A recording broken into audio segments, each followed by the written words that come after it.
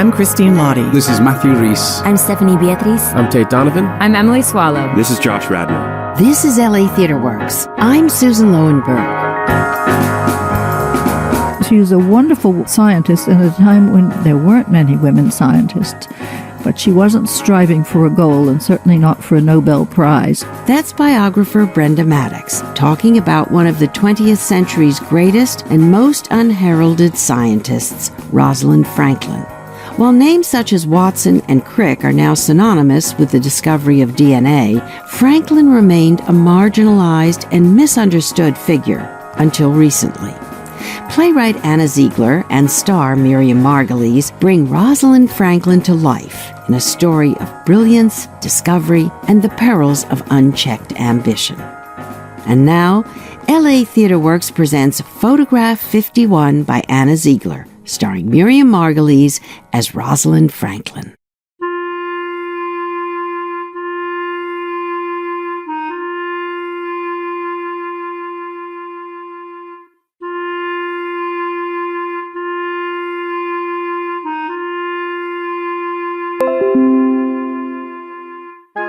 You want to know what the atmosphere was like in the lab?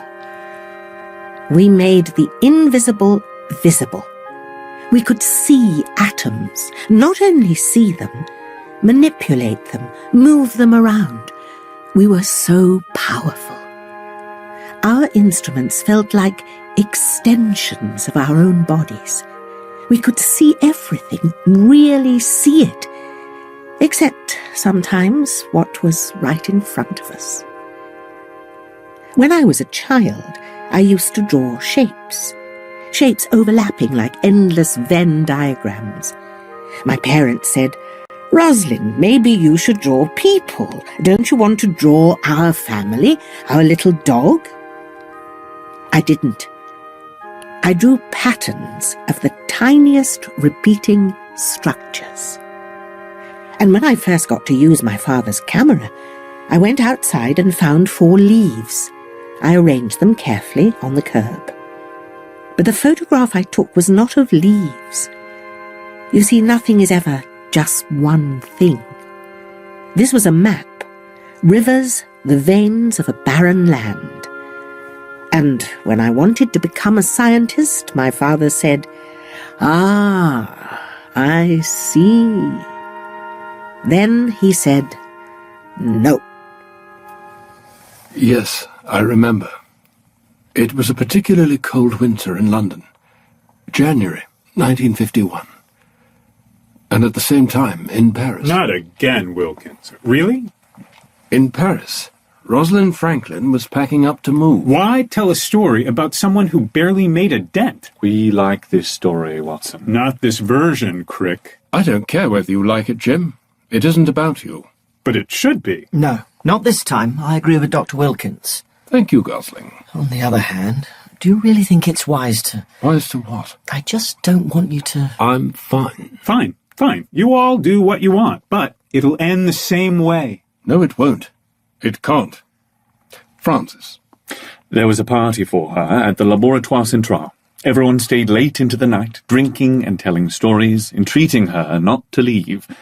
But she'd just won a fellowship at King's College London, and one didn't turn down a job at King's, especially since there was a chance she'd get to work in the field of genetics. A field in which the possibilities were, well, they were endless, in which the promise of personal and professional fulfillment was tangible. Casper, what are you doing here? So she wrote a polite letter requesting the instrument she'd require. "Dear Dr. Wilkins, I require for one an X-ray generating tube. For another, a camera specially made so that the temperature inside it can be carefully controlled. Otherwise the solution will change during its exposure, and Dr. Wilkins, you know as well as I do, that just won't do. Finally, if at all possible, I'd like to know when this order will be placed, so that if need be, I can request a few minor modifications. Yours sincerely, Dr. Rosalind Franklin." Dear Miss Franklin, you are ever so cordial. But I must warn you, we at King's are very serious. So serious, in fact, and intent on being on the cutting edge, as they say, that we will be moving your research into another area entirely. Excuse me, Dr. Wilkins. Yes, you will instead be working on deciphering the structure of nucleic acids. Is that so? You see, I have recently found that fibers of deoxyribose nucleic acid, derived from the Ziegler material, give remarkably good fiber diagrams, and they are shown to be crystalline in shape. Therefore, it now seems evident that King's needs to push forward in this endeavour, in determining through crystallography, at which you are quite expert. Thank you, I am. Yes, no one will argue with that. Anyway, we need to push forward in determining why it is that in the chromosome, the number of purines and pyrimidines come in pairs, so that we can then determine how transcription works, so that we can then determine... I know what you're talking about. Yes, I suppose you do. Then I'll leap straight to the point. You will be assisting me in my study of the Ziegler DNA from Switzerland. Everyone wanted it, and yet somehow Randall got it, the old rogue. I don't know how he did it. I don't think I heard you correctly. You did. We have the Ziegler stock. Quite a coup, really, when you think about it. But did you say I'd be assisting you? Yes, and my doctoral student, Ray Gosling, will assist you. Hello, Miss Franklin. It's a But pleasure. Randall told me I'd be heading up the study, that I'd be in charge of my own work here. Surely there's been some misunderstanding. No misunderstanding. Circumstances changed. We recently took X-ray photos of DNA that convinced me and Randall that we must move forward with nucleic acid, as opposed to protein, to get to the bottom of what some are calling the secret of life, to the way genetic information is replicated and encoded. In other words, if we discover this structure, we could discover the way the world works, Miss Franklin. Can you imagine that? Dr. Wilkins, I will not be anyone's assistant. Is that right? I don't like others to analyse my data, my work. I work best when I work alone. If, for whatever reason, I am forced into a different situation, I should feel that I came here under false pretences. I see. Then perhaps we could think of our work together as a kind of partnership. Surely that will suit you. I suppose it doesn't matter whether or not it suits me, does it? Well, that went well. See? She was meant to be Wilkins' assistant, and therein lay the problem. She misunderstood the terms. And after that, the rest was inevitable. The race got lost there, in a single moment. No, Watson. Nothing is inevitable. And the truth is, Randall told her she was to be in charge of her own group. She was quite clear with me about that. Well, that's not what we heard. You heard what you wanted to hear, Francis. One of those specialties of human nature. Is it really absolutely necessary that you be here too? Anyway, we began. It was grey in London in January. Wilkins, Miss Franklin and I were working in a, well, it must be said, dank cellar in the Strand. There were no two ways about that. Could it be any gloomier here? Dr. Wilkins, as your partner, I might entreat you to find us a more hospitable working environment. The labs are more nicely appointed in Paris, then. There's no comparison. You know, not all of us felt we should leave England when she needed us most. Thank you, Dr. Wilkins, for your patriotic spirit. I can assure you, however, that I was doing much more for British society after the war by working on coal molecules in France than I would have been had I been in London eating rationed food and parking my car on a site cleared by a bomb that used to be someone's home. I was only joking. Really? It's true, he's quite the jokester. And aren't you the same Wilkins who worked on the Manhattan Project in California during the war? For a few months' time, yes. Maybe you're aware of the fact that not a single female scientist from Britain was given a research position during wartime. Is that so? I'll have you know that nuclear force is not something of which I approve. Then I suppose it's good no one asked you to work on it. Excuse me? At any rate, you lot never do seem to approve of it. I'm not sure I understand what you're driving at. No, he... All I meant was the irony. What irony?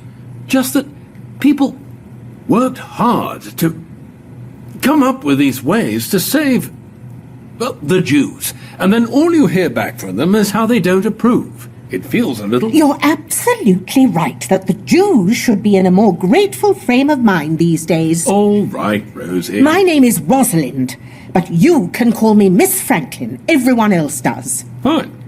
Of course, I'd prefer Dr. Franklin, but that doesn't seem to be done here, does it, Mr. Wilkins? Dr. Wilkins? Dr. Wilkins, I don't joke. I take my work as seriously as I trust you do. Of course I do. How do you like that? It's nearly 2 already. No need for constant updates on the time, Gosling. There's a clock right there. We can see perfectly well. No, I was just saying, suggesting that perhaps we might take our lunch. We've been having so much fun that the time has really flown, hasn't it, Dr. Wilkins? Has it? So, where shall we go? I'm famished, actually. Dr. Wilkins? Oh, I'd love to have lunch, but But what? I eat in the senior common room. Well, that's where we'll go, then. That's the thing. What's the thing? It's for men only. I beg your pardon? Only men can eat there. Is that so? It is. Well, go to it, then. Are you sure? Oh, absolutely. All right, then. I won't be long. The next hour was... well, it wasn't what you traditionally think of as fun. It's absurd, isn't it? Archaic. What is? Well, this business of the senior common room, of course. I suppose, but you can't worry about it. I can worry over whatever I choose to worry over, Mr. Gosling. It's not like biophysicists have such great conversations at meals anyway. They tend to talk about the work. They never take a break. But those are precisely the conversations I need to have. Scientists make discoveries over lunch, Gosling. If you say so. Can I ask you a question? Of course. What's he like? Wilkins, you've worked for him for a few years already. And now they've moved me along to you.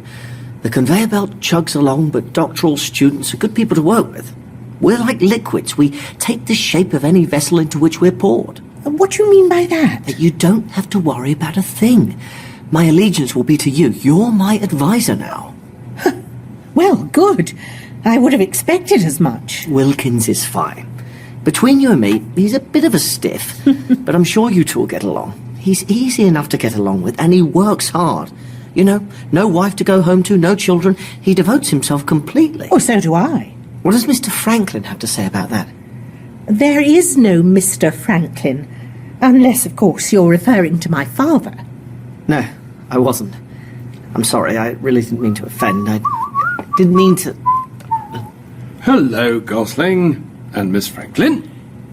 And how was your lunch, Dr. Wilkins? Just fine. Thank you for asking. Well, I'm glad that on my first day here, you didn't take a break from your daily routine to accompany me somewhere where I was permitted to dine. But you insisted. And I'm glad you went ahead and did what you wanted to do. Miss Franklin, let me be clear about something. I was looking forward to your arrival here. He truly was. That's enough, Gosling. But you talked about it all the time, how her chemistry and your theory would be the perfect match. My chemistry and your theory? Are you suggesting I don't have theory, Dr. Wilkins? Of course not. Good. He was just fantasizing about a life free of all the menial tasks associated with biochemistry. Enough, Gosling. Oh, my work is menial, is it? No. And all I wanted to say was that I just don't like that things have got off to a rocky start. I'd like to begin again. All right. All right. I'm Dr. Rosalind Franklin. It's a pleasure to meet you. It's a pleasure to meet you too. I've heard so much about you. And I you. Hi, I'm Ray Gosling. I'll be your doctoral student. Unnecessary, Gosling. Yes, Gosling, we've already met. Can I ask you, Miss Franklin, what you're most looking forward to here at King's? I think, Dr. Wilkins, I'm looking forward to dispensing with these games, at which point I can begin taking photographs of crystals of DNA. It wasn't what I came here to do, but I'll do it with the cameras I choose from what's here and the sample from the Cygnus stock. You can use whatever's left and reintroduce yourself to me whenever you like. Oh, don't just leave. But she was gone. I see. Did it really happen that way? Were you quite so... I wasn't anything. I was perfectly fine. A bit of a stiff, perhaps, but otherwise... Oh, did you hear that bit? Yes, I heard that bit. Well, I don't think you're at all... You're not at all... Well, OK, you can be quite stiff, actually. Good morning, Dr. Wilkins. Good morning, Miss Franklin. Did you have a nice weekend? It was fine, I suppose. How was yours? Fine. Did you do anything interesting? Yesterday, I went to the matinee of The Winter's Tale at the Phoenix. Peter Brook directed it. That's funny. How is that funny? I almost went to see the very same performance. I was in the vicinity, walking, and I passed the Phoenix and I very nearly went in. It was sold out? No, I never got that far. Then where's the coincidence? It's just that our paths so nearly crossed. Was it any good? Oh, yes, very. The great difference, between The Winter's Tale and the story on which it is based, Pandosto, is that in Shakespeare's version, the heroine survives. John Gielgud played Leontes. He really was very good. Very lifelike, very good. When Hermione died, even though it was his fault, I felt for him, I truly did. And who played Hermione? Oh, I don't remember. She didn't stand out, I suppose. My favourite part, is Antigonus's dream. Why? Because even though Hermione tells him to name her child Perdita, which of course means lost, she is instructing him to save her, to find her. Naming her lets her live. Come, poor babe, I have heard but not believed. The spirits of the dead may walk again. Did they do that bit well? Yes. It can really take you away with it, don't you think? When it's done well. Make you forget yourself a little. Your regrets. Yes, I suppose it can. My grandfather committed a great number of Shakespeare's plays to memory. It was impressive. I've always wished I could do the same. Then why don't you do it? I don't know. Laziness? Laziness? Haven't you heard of it? I don't believe in it. No, I suppose not. Well, I'll leave you to it then. But what are you going to work on this morning?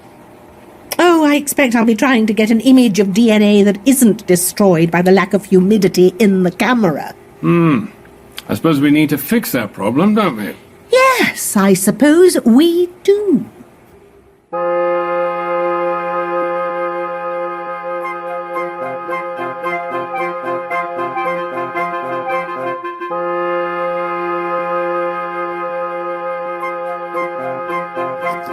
Dear Dr. Franklin, Don Casper was a doctoral student in biophysics at Yale. Unlike me, he was actually pretty close to getting his PhD. Not that I was far off. Or, okay, I was. I don't know why it took me so incredibly long. My mother has her theories, but we won't get into those. My advisor, Simon Dewhurst, recommended I contact you since I'm considering doing the final stage of my doctoral research on the chemical makeup of coal molecules. You are, according to him, the world's expert on the subject. I gather you combine a theoretical and applied approach, and this is precisely what I am hoping to do. So I would be grateful if you would send me some of your scholarship on coal. X-ray images and published articles would be most appreciated. Dear Mr. Casper, thank you for your letter. Published articles are published, and therefore you can access them just as well as I can. It might be possible, however, to send X-ray images so long as you assure me you know how to read them. I would prefer to avoid misinterpretations of my work cropping up all over New Haven. I should like to maintain the reputation your Dr. Dewhurst so kindly attributes to me. Dear Dr. Franklin, I never received the images in the mail, even though I assured you I understood how to read them.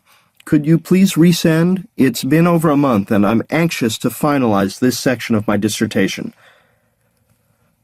Dear Dr. Franklin, I'm so sorry to write again, but I still haven't received the images. I'm afraid I've become a pest. Please forgive me. It would kill me to think you might think badly of me, as I'm such an admirer of your work. Dear Mr. Casper, I trust you have now received the images? Dear Dr. Franklin, I have indeed received the images, and I can't thank you enough. They've opened up for me, I mean, you've opened up for me a whole new... What I mean is, I've never seen anything like them. I could stare at them for hours, and they still wouldn't reveal all of their secrets. Not that that means I can't read them. I can read them. I just mean that they're beautiful.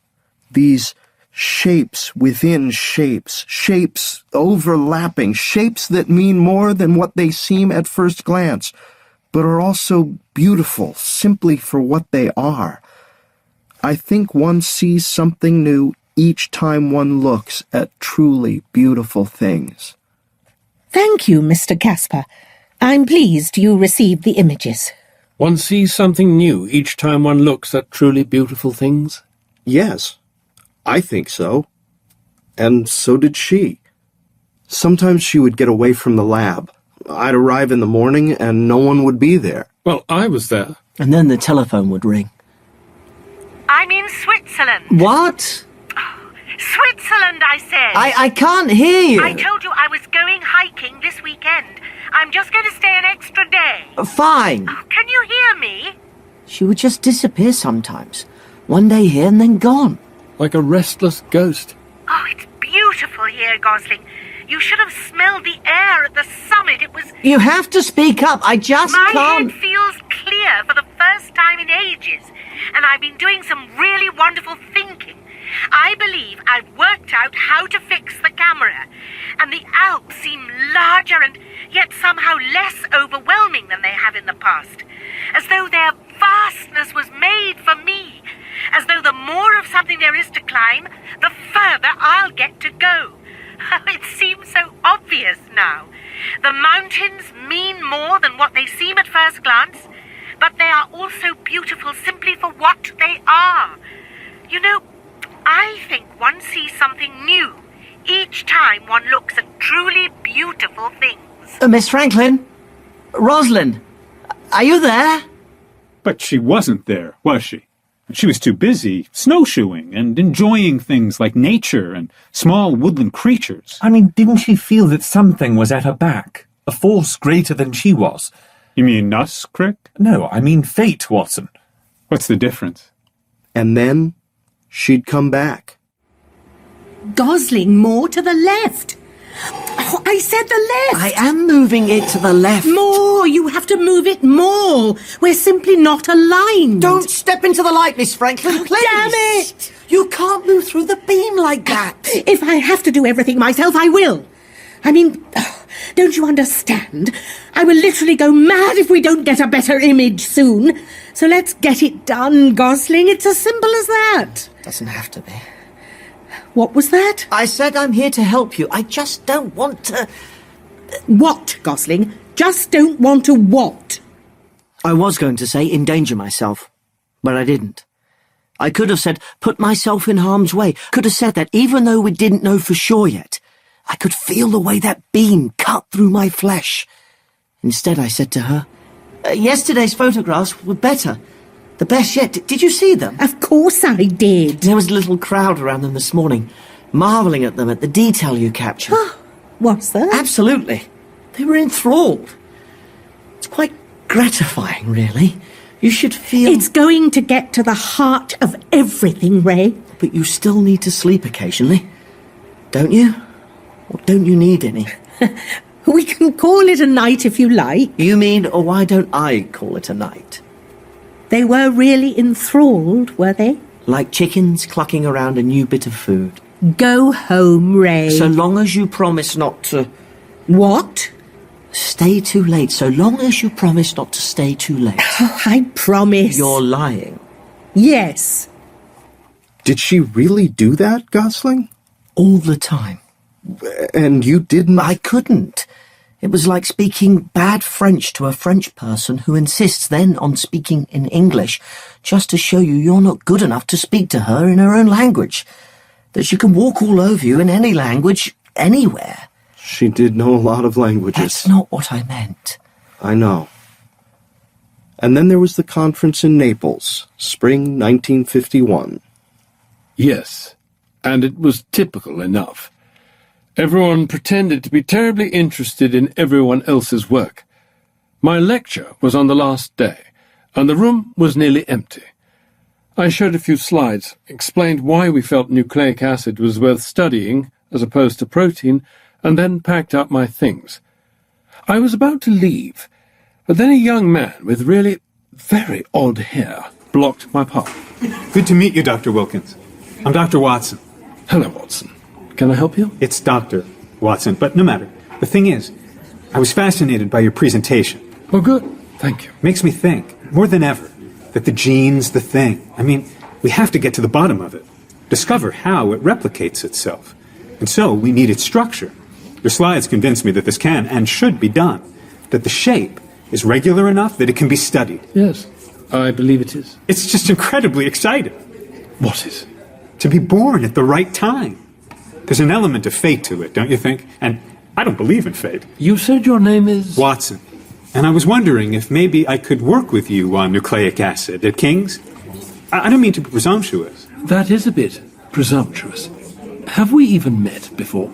I'm 22. I have my doctorate from Indiana University. I'm currently doing research in Copenhagen on the biochemistry of virus reproduction. And? What I'm trying to say is, the photographs from your lab are brilliant. I'd like to learn crystallography. I'm not even positive that I know what we're talking about. I want to get in the race, Wilkins. What race are you referring to, Watson? For the structure of DNA, of course. There is no race. Linus Pauling's on it, out at Caltech. He doesn't have the sample I have, or the photographs. Or the photographer. That's right. Good day, Watson. Was it the biggest mistake of his life? Without question. People assume I must feel it was, not taking Jim on and becoming his partner. After all, maybe the two of us would have... Maybe later my name would have rolled off the tongue. Been the answer to questions in the occasional pub quiz. I don't know. What happened, happened. After our conversation, I approached Lawrence Bragg at the Cavendish, who took me on immediately. I was partnered upon my arrival with a scientist named Francis Crick. Do you prefer Jim or James? Jim sounds more American to me. Or how about Jimmy? How about I tell you, and you don't have to keep guessing? I like that idea. And I went back to... Hello, Dr. Wilkins. Hello, Miss Franklin. And how was your conference? I hear from Gosling you're spending some late nights here. Well, I'm just doing my work, Dr. Wilkins, nothing more. May I see it? What? Your work. Why? Well, we're partners, aren't we, Miss Franklin? Aren't we? Yes, we are. So let's have it then. Well, first of all, I fixed the camera. The humidity is no longer an issue. It's no longer an issue. How did you do it? It was simple, really. I used salt solutions. And the salt didn't spray the DNA? No, it didn't. I assured you it wouldn't, and it didn't. Well, I'm very impressed. There's no need to condescend. I wasn't. I am seriously impressed. But that's ridiculous. You shouldn't be. I used the simplest of chemist techniques. Whatever you did, it was wonderful. What's wrong with you, Dr. Wilkins? You look flushed. I do feel a little warm. Maybe you should sit down. Yes. All right, that should do it. I'm sure you're ready now to get back to work. Yes. All right. But how can we get anything done if she's constantly making me feel as though I'm being impolite to her? No, worse, offensive. I think she's just settling in. Did you know Linus Pauling's on DNA now, Gosling? I didn't. We really must push forward. And we will. All I've been is kind to her. So maybe kindness isn't working. Kindness always works with women, Gosling. I'm a trifle concerned for you if you don't know that. Gosling, could you get that? Right. Dr. Wilkins, chocolates you shouldn't have. No, therefore... Yeah, I know who they're for. What is it? Oh, yes, Wilkins, can I help you? What's that you're holding? Can I talk to you, Miss Franklin? About what? Privately. Well, all right, but quickly. Please excuse us, Gosling. Oh, right. I'll just go for a little walk. So? I got you these. What are they? Chocolates. I brought them for you. Why? Why? Yes, why? I guess because I think things between us haven't got off on a good foot. On the right foot. I wanted to... We've already started again once, haven't we? How often will we have to do this? It's just that... I'd like to have an easier relationship with you. But we're not here to have a relationship, Dr. Wilkins. I didn't mean a relationship in the... Well, I meant a working relationship. An easier partnership. Was your wife cold? I beg your pardon? Was she cold? I don't know to what you're referring. You do, I think. After all, how many wives have you had? One? An American who refused to return with you to England after the birth of your son. Yes. So, was she cold? She could be. And I'm not her. We're not married. You don't have to try to win me over. In fact, you shouldn't try to win me over because you won't succeed. I'm not that kind of woman. I'm just trying to... What? Be your friend. I don't want to be your friend, Dr. Wilkins. You don't? No. Well then. Enjoy the chocolates.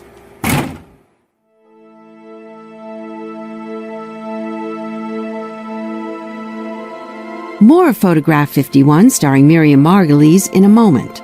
If you've missed anything so far, you can listen online at latw.org or check the station's website and send us your comments and suggestions. Our email address is radio@latw.org. This is LA Theatre Works.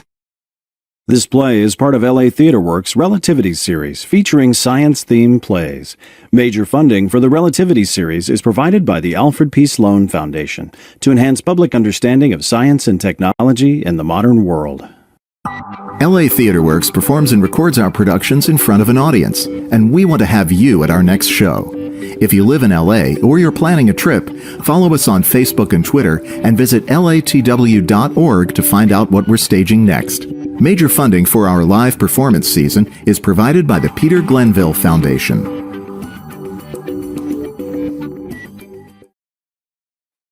LA Theatre Works presents Seven by Paula Sismar, Catherine Filou, Gail Kriegel, Carol K. Mack, Ruth Margraf, Anna DeVere Smith, and Susan Yankowitz. Women are the greatest untapped resource in Africa. We are the future. Seven is a documentary play telling inspiring stories of overcoming adversity to effect real change and improve the lives of women.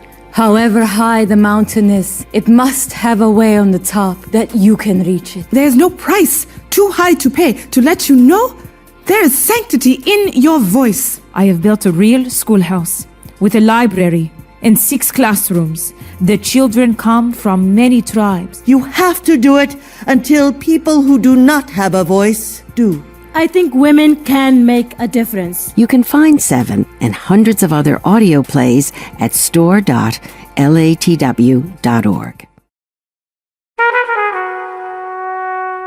Now, LA Theatre Works continues with Photograph 51 by Anna Ziegler.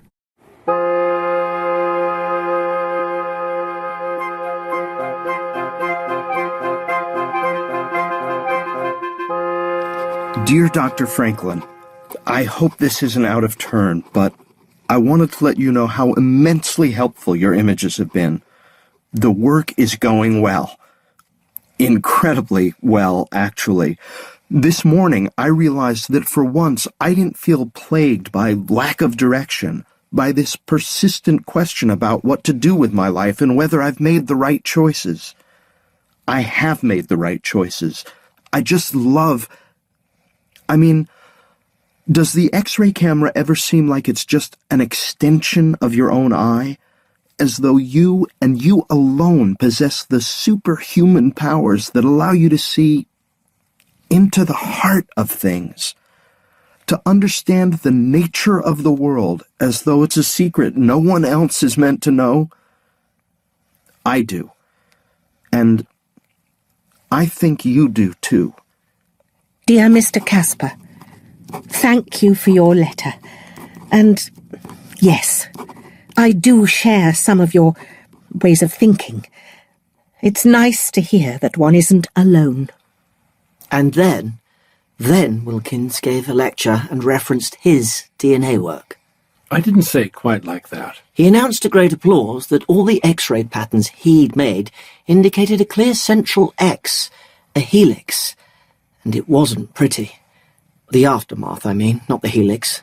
The helix was beautiful. Flushed with pride, are we? Excuse me? X-ray patterns you made, Wilkins? It was just a manner of speaking.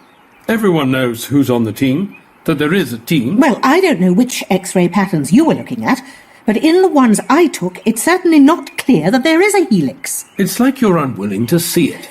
Dr. Wilkins, I was told before I came to King's that I would be in charge of X-ray diffraction. Given that, and given the credit you seem bent on grabbing all for yourself when you deserve none of it, I would suggest, and would certainly prefer, if you went back to optics and your microscopes. A field no one will begrudge you because no one really cares about it. Why are you doing this? I simply don't understand why you would state something, why you would tell a crowd of people, no less, that something is true when it's not. It might be true. It's self-aggrandizement at the cost of any kind of integrity. You want our funding to continue, don't you? Don't you? I'm just not terribly impressed by you, is the thing. Oh. You're just not... You don't command my respect. That's it. I agree. That's it. No one has ever spoken to me in this way. And I don't deserve it. Neither do I. Neither did I. Not that it mattered. Would you look at this, Gosling? How do you like that? I mean, how do you like that? Well? What is it? Just look at it, Ray. Christ! I see 2 strands. Yes. One is longer than the other. Yes. What? Don't you see? They're both DNA. It exists in 2 forms. A form and B form. The hydrated, longer one was B, and the shorter, replicable one, A.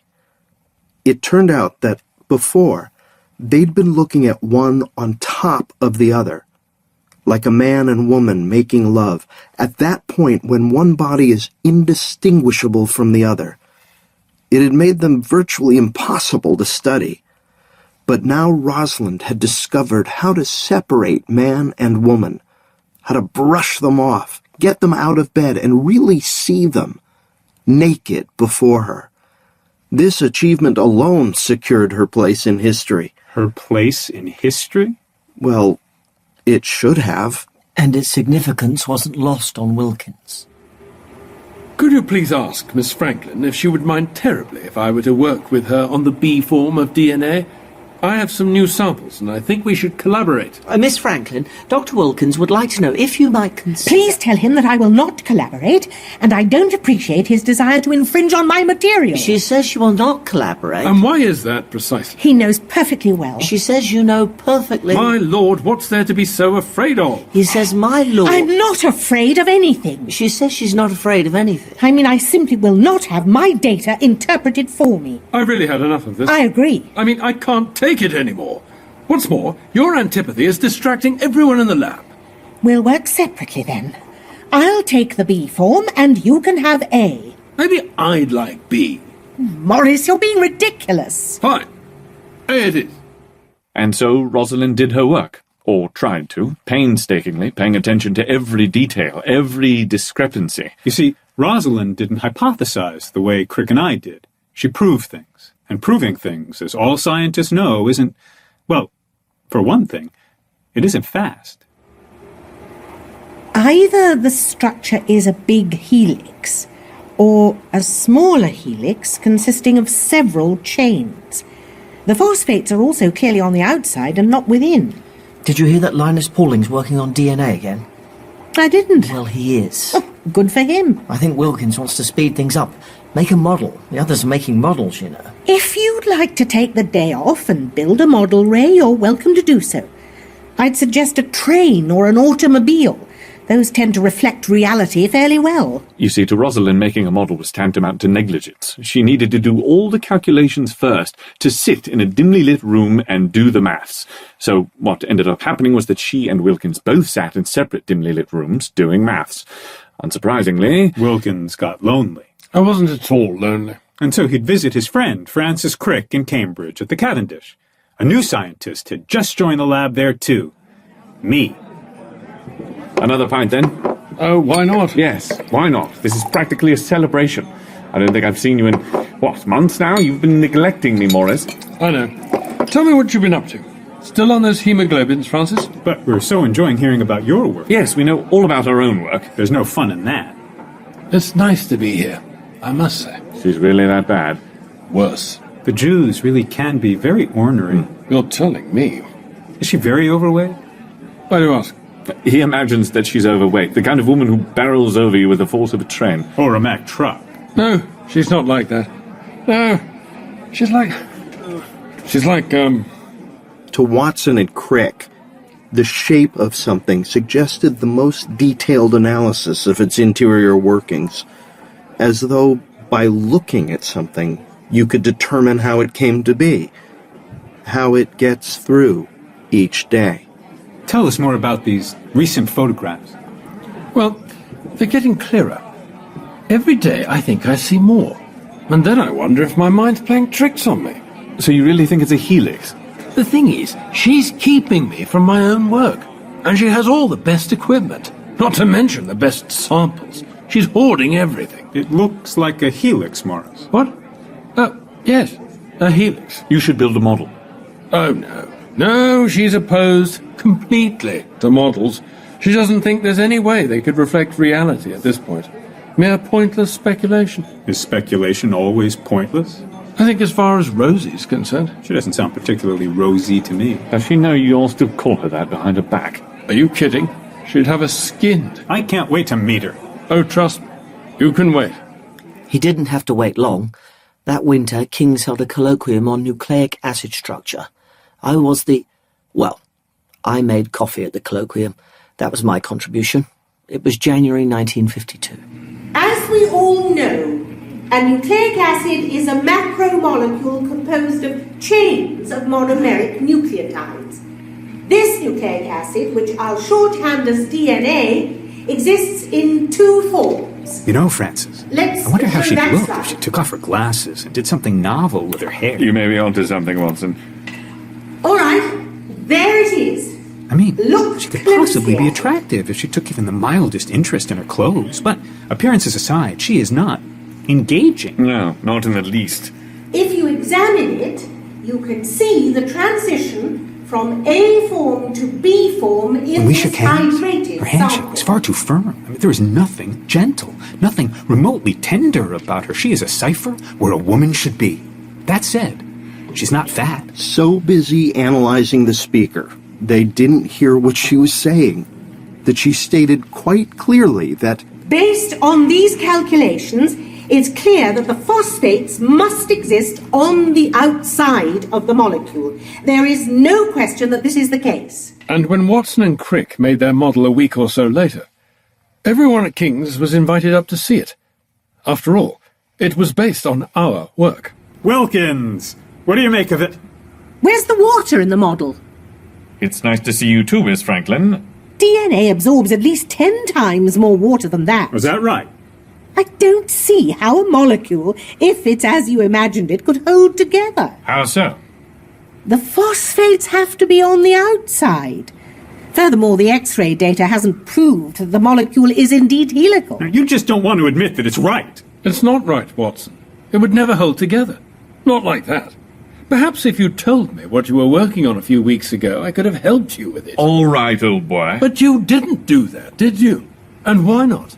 Because you knew perfectly well it wasn't yours to ask about. Morris. Be quiet, Jim. Well, even if it is wrong, I don't really see what the big deal is. Then perhaps you should return to your country, where theft and burglary are upheld as virtues. In fact, it's how America came to be, isn't it? In Britain, we don't actually believe in turning our sinners into saints. Hey, If you're angry with Paul Revere, don't take it out on me. I am just trying to do some science here. Science? Well, you're not trying in the right way, and you're too young. And your hair needs attention. I am not too young. For my part, I quite like his hair. I think it's got character.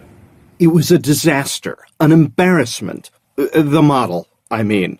The Cavendish ordered Watson and Crick to stop working on DNA. An oddly satisfying disaster, wouldn't you say, Ray? I would, Dr. Wilkins. It was oddly satisfying. What bastards those King's boys can be, right? The way they condescended to us. Boys and girls. Right. I don't know how he puts up with her. They make quite a pair. I mean, I love him dearly, but even in our school days, Wilkins was a patronizing prat. Oh, come on. We'd be gloating, too, if it had been the reverse. It will be, one day. There's not a chance I'm going back to hemoglobin diffraction patterns. I don't blame you. Mother, you really don't have to worry about me. I'm just fine. I always have been, and nothing is different now. Yes, I'm getting enough sleep. No, I'm not too lonely. Miss Franklin? Oh, I've got to go. All right, yes, Friday night. Bye. Miss Franklin. Well, what is it, Gosling? You have to see it. It's kind of, well, amazing. Show me. Oh. It's a perfect X. It's a helix. I know.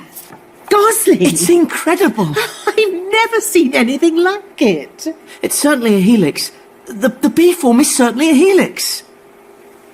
Photograph 51. Photograph 51. And she stood there, staring at it, as though she were looking in a mirror, but was suddenly unrecognizable to herself. Did any chimes go off in her head? Was there any singing? And then she put it away. Shouldn't we show it to Wilkins? Don't you want to celebrate, Gosling? Let's celebrate. Celebrate what? I see no cause for celebration. You can have a little fun, can't you, Morris? After all, we know how you like your games and jokes and things. Do I? Why don't you give us a little speech? Excuse me? Go on, then. A speech? About what? Oh, be creative, Morris. You can do that. Come up with something out of thin air, can't you? Oh, I don't know. Why don't you tell us about the fondest moment in your scientific career? The fondest moment? Ray, does it seem he's just repeating things after me? What is it precisely you want me to do? Just do something, Morris. Something. You never commit to anything and it torments me. Does it? Yes, I can't abide it. I think Dr. Wilkins is just come trying on, Ray. Whose side are you on? I'm not on a side. I'm not on a side. You're behaving a bit like a banshee, Miss Franklin. Just celebrate with us. But what are we celebrating? It's amazing. Really. Have some faith in me, Morris. There is something to celebrate. Take a leap of faith. As though you would ever do that. No, it all has to be solved and resolved. There can be no room for error. No room for humanity, really. That's what you leave out of your equations, Miss Franklin. That night I slipped Wilkins the photograph. I did think he had a right to see it. I knew it was the best photograph we had.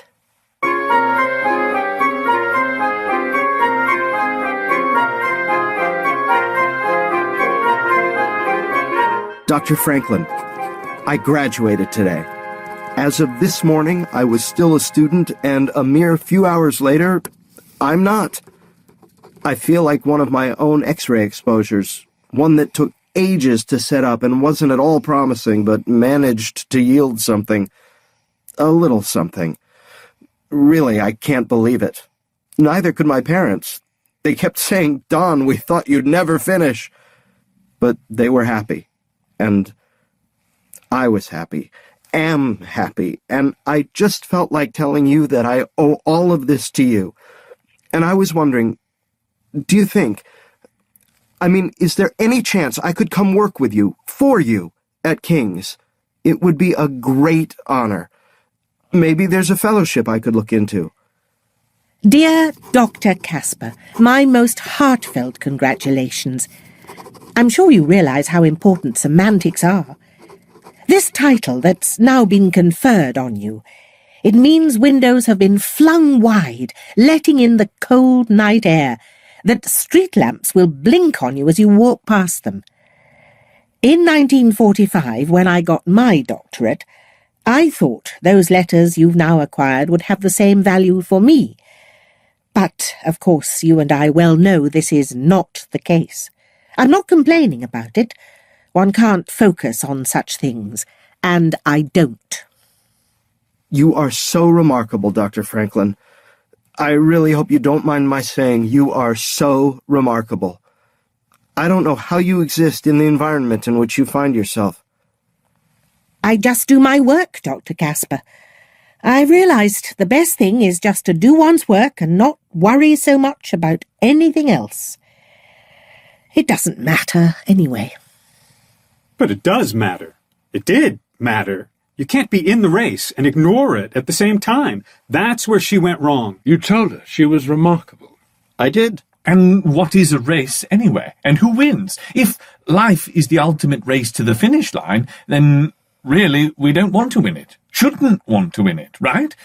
I don't know what you're talking about. Sometimes you didn't make sense, Francis, and I had to pretend to understand what you were saying.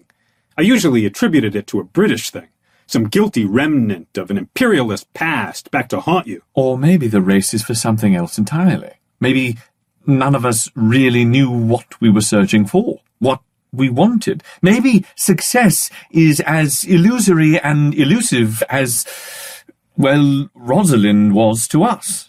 Maybe it exists only in our conception of it, and then always just out of reach, like Tantalus with his hovering grapes. See? Gobbledygook. It's amazing we got on so well for so long. It is amazing.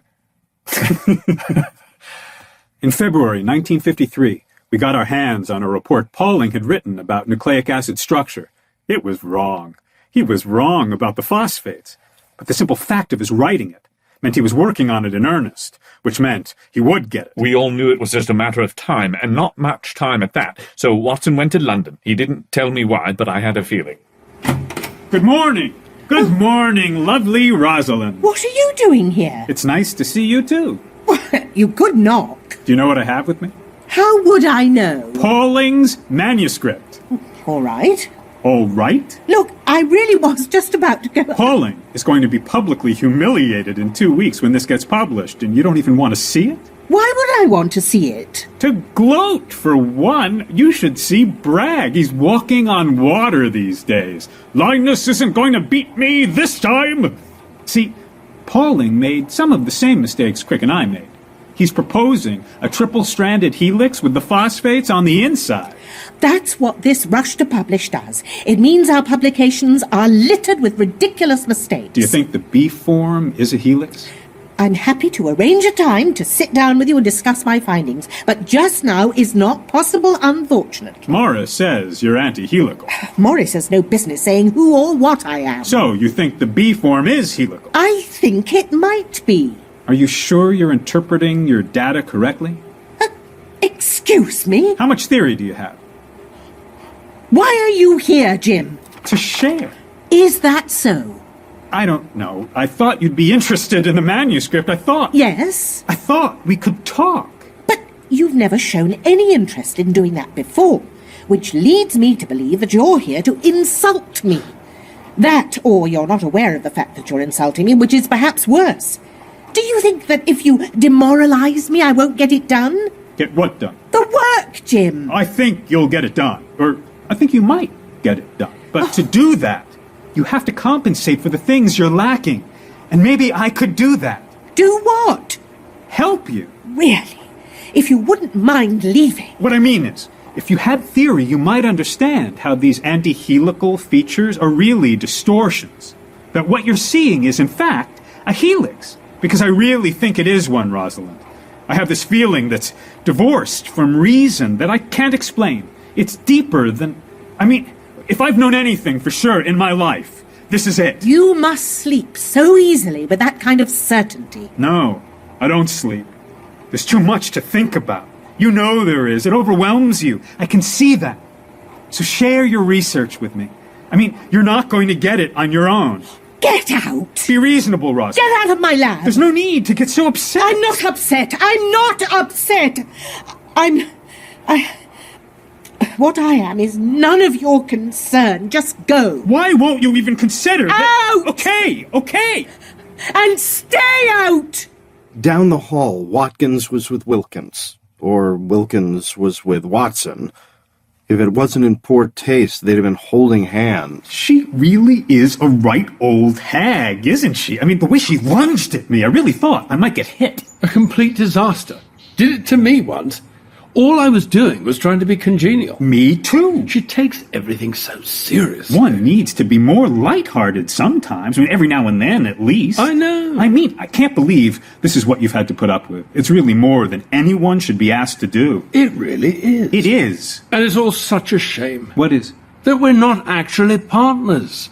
I suppose I ruined that before it even began. How could you have ruined it? I was unfriendly, I suppose. Come on, you are one of the friendliest men I know. I know. I mean, I am pretty friendly. I've never offended anyone else. She must be crazy. Maybe she is. Or maybe... What? I don't know. Well, you're better off without her. I mean, why collaborate with someone with whom it's impossible to get along? The work, for one. I mean, you should see some of her... This photograph.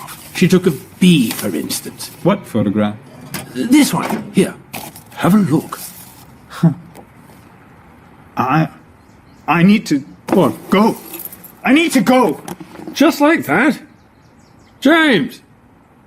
You can't leave just like that. James! In his book, The Double Helix, Watson later wrote, "The instant I saw the picture, my mouth fell open and my pulse began to race." It was photograph 51.